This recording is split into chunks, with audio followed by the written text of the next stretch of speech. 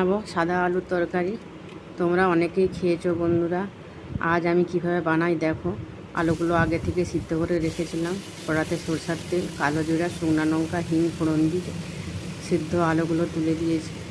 দিয়ে একটু নাড়াচাড়া করে কাঁচা লঙ্কা, টমেটো দিয়েছি। দেওয়ার পরে একটু স্বাদ মতো নুন, যে যেমন খেতে পছন্দ করো নুনের পরিমাণটা সেরকমভাবে দেবে।